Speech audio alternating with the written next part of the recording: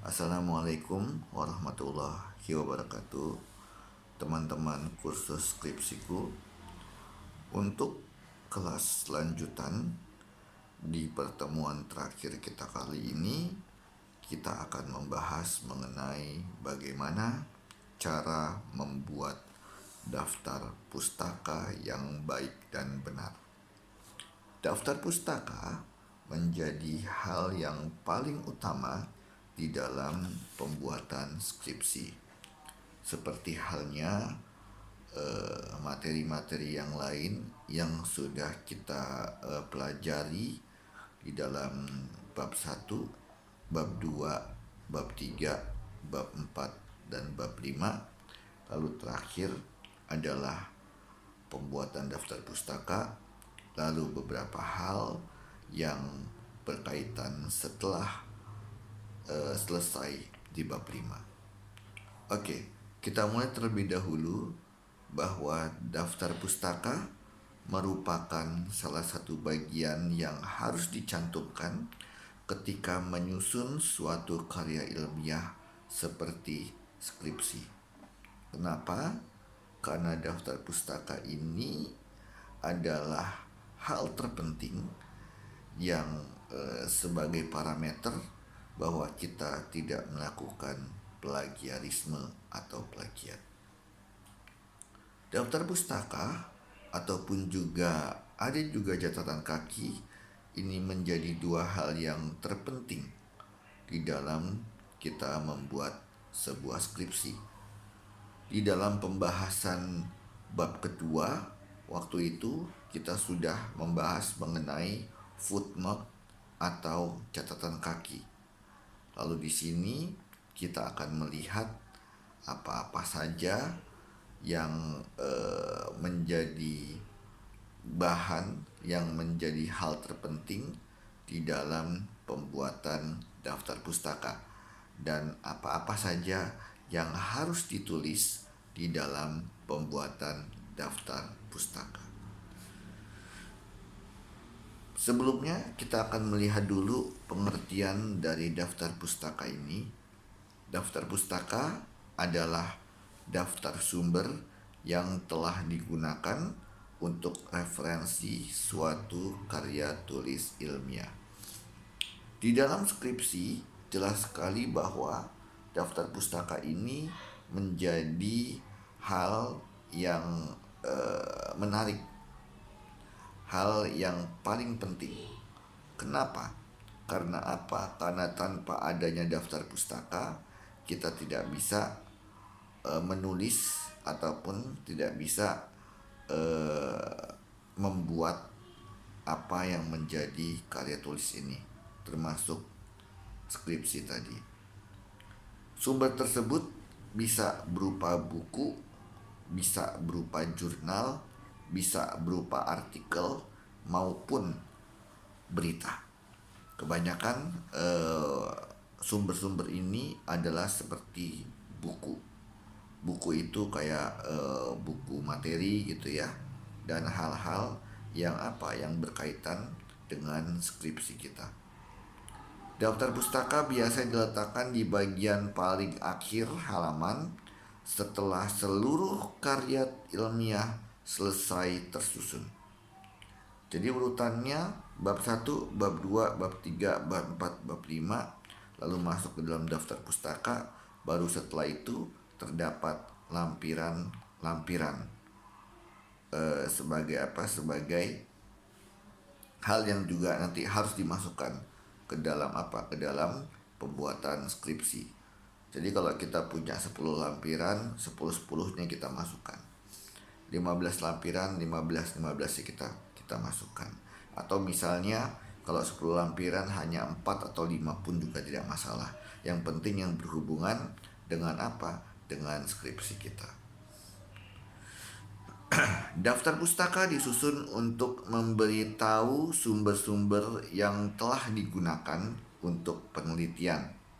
Daftar pustaka berbeda dengan catatan kaki, serta penulisannya pun juga berbeda aturannya dengan catatan kaki. Kenapa? Karena kalau kita bicara daftar pustaka, gitu ya. Daftar pustaka ini tulisannya ini dibalik. Kayak misalnya saya Randi Napitupulu gitu ya. Maka yang pertama kali ditulis adalah Napitupulu, Randi, titik. Itu daftar pustaka. Sedangkan catatan kaki itu tulisnya biasa, Randi Napitupulu. Jadi berbeda. Untuk apa? Untuk penulisannya itu sendiri.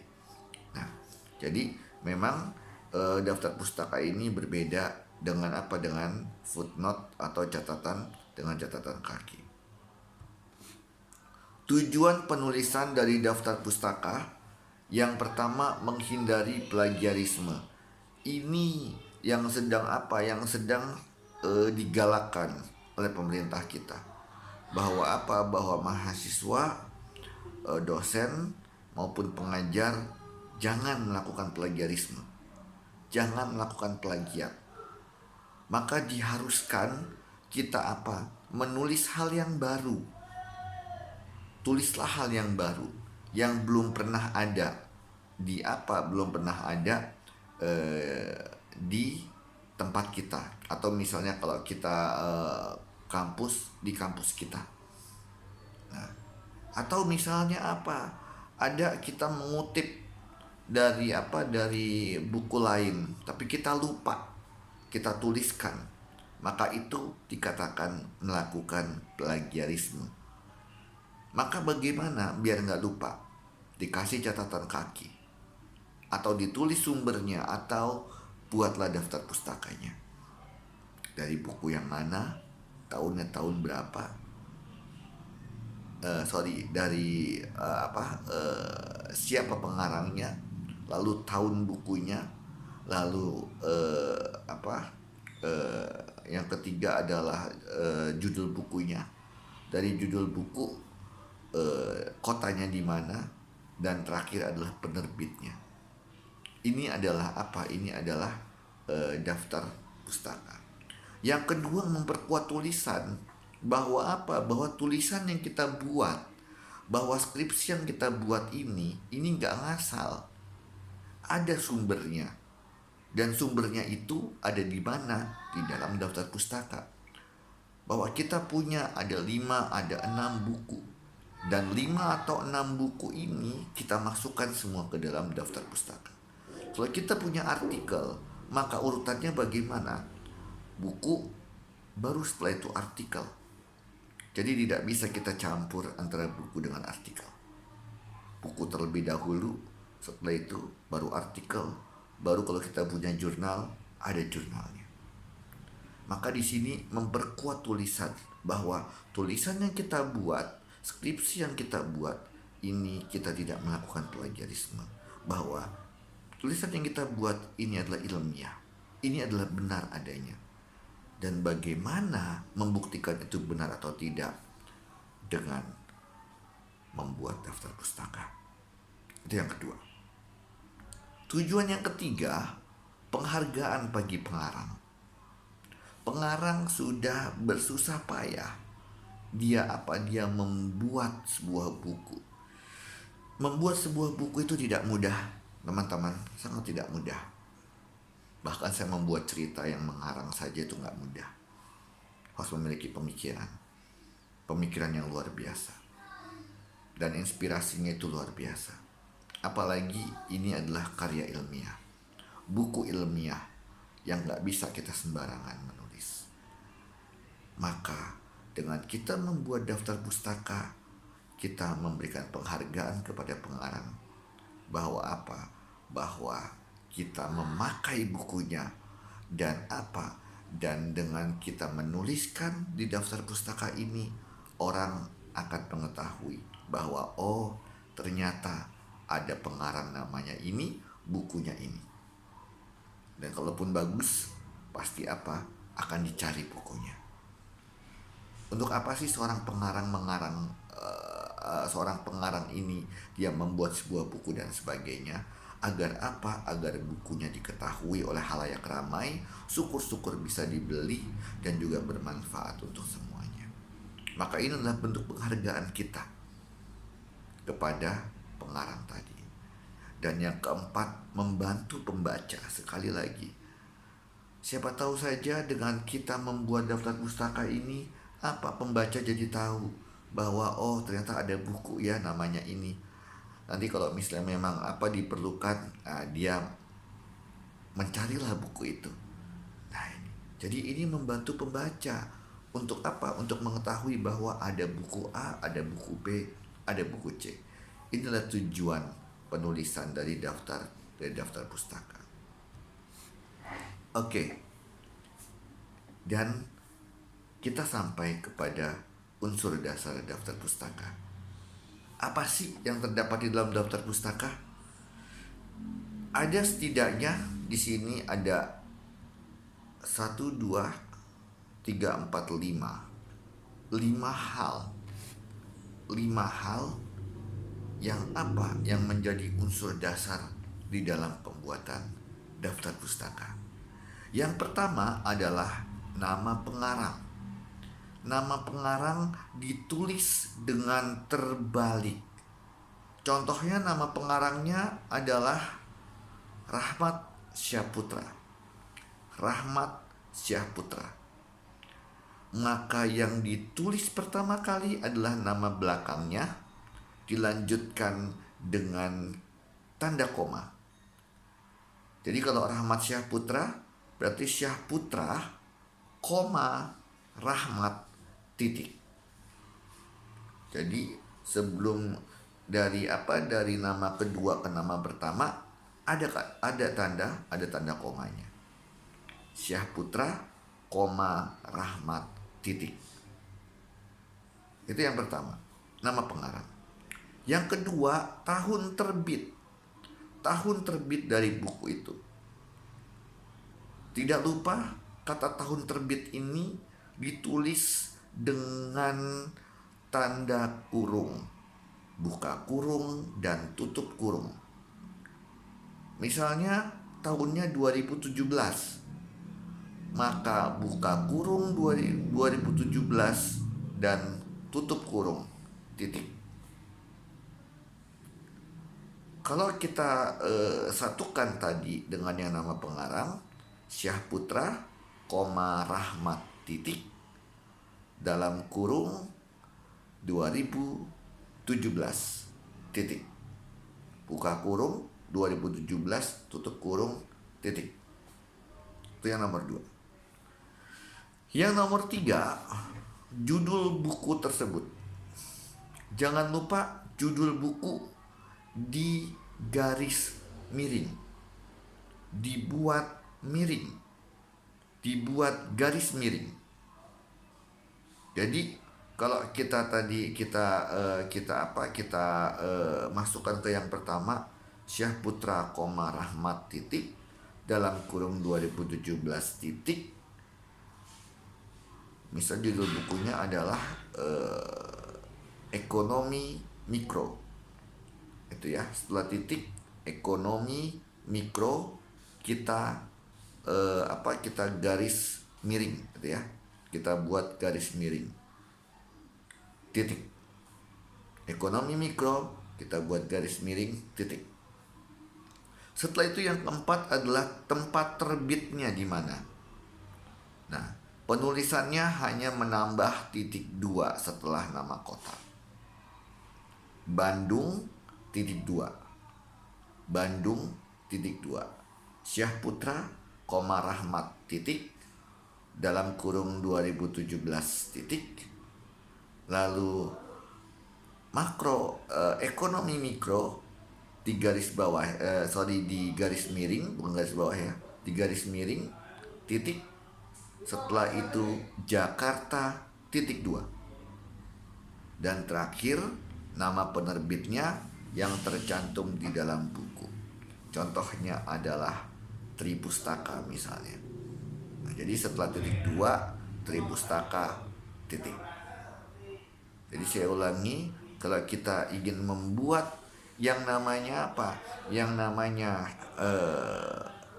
daftar pustaka, yang pertama adalah nama dari si pengarang tadi. Nama pengarang tadi kita kita balik namanya. Jadi nama kedua jadi nama pertama, setelah itu tanda koma, baru nama pertama jadi nama kedua. Contohnya Rahmat Syahputra menjadi Syahputra, Rahmat titik. Yang kedua adalah tahunnya. Tahunnya dibuat dengan buka kurung dan tutup kurung. Buka kurung 2017 tutup kurung titik. Buka kurung 2017 tutup kurung titik. Dilanjutkan, yang ketiga adalah judul bukunya, Ekonomi Mikro. Ekonomi mikro ini digaris miringkan titik. Ekonomi mikro garis miring titik. Setelah itu tempat terbitnya Jakarta titik 2. Jadi setelah tempat terbit jangan lupa untuk kasih titik 2. Setelah itu baru nama penerbitnya apa, misalnya Tripustaka, baru titik. Nah, kira-kira itu adalah pembuatan daftar pustakanya. Bagaimana kalau namanya ada 2 atau namanya ada 3? Misalnya namanya ada 2, contohnya Selo Sumarjan dan juga Rahmat Syahputra tadi. Maka yang Rahmat Syahputra tadi jadi Syahputra, Rahmat titik, lalu ditambah dengan kata dan. Kalau 2 ya, Syahputra, Rahmat dan Selo Sumarjan. Selo Sumarjannya tetap dia nggak dibalik namanya. Jadi Syahputra, Rahmat dan Selo Sumarjan. Atau kalau dia ada 3 atau 4, maka bisa saja kita tulis Syahputra, Rahmat, DKK dan kawan-kawan. Karena banyak, tidak hanya 2 orang, tetapi bisa 3 orang, bisa 4 orang. Dan bagaimana kalau misalnya bukunya ini sampai 3 atau 4? Maka apa? Maka di sini kalau bukunya 3 sampai 4, maka bagaimana?